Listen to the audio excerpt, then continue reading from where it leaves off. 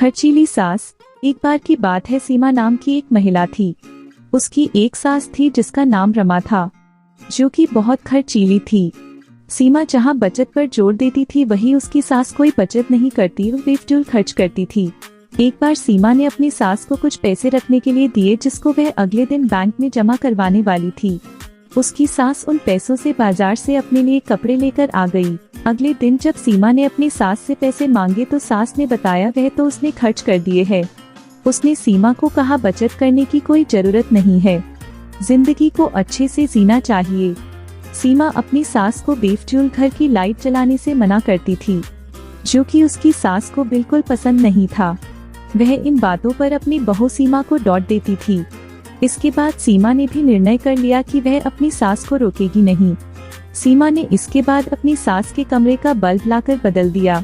सास के पूछने पर सीमा ने कहा कि अब वह जितना चाहे उतनी लाइट जला सकती है। एक दिन सीमा की सास को पकोड़े खाने की इच्छा हुई। उसने सीमा को पैसे देकर कहा कि जाकर राजू हलवाई की दुकान से पकोड़े ले आए। कुछ देर में सीमा अपनी सास को पकोड़े लाकर देती है, जो उसको बहुत पसंद आते हैं। इसी तरह दिन बीते जा रहे थे और सीमा ने अपनी सास को फिजूल खर्ची पर टोकना बंद कर दिया था। एक दिन सीमा की सास बीमार हो गई।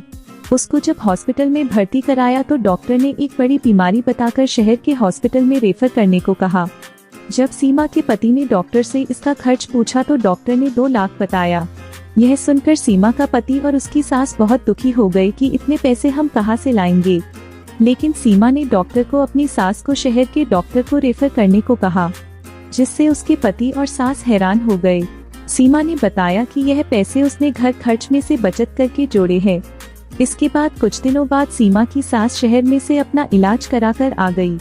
अब वह पूरी तरह से स्वस्थ थी।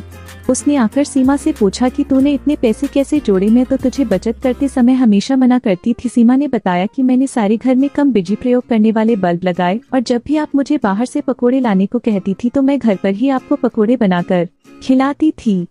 उसने सीमा की बहुत तारीफ की और खुद भी आगे से पैसे बचाने का निर्णय लिया। कहानी से सीख। इस कहानी से हमें यह सीख मिलती है कि हमें फिजूल खर्ची से बचकर पैसे का सही इस्तेमाल करना चाहिए।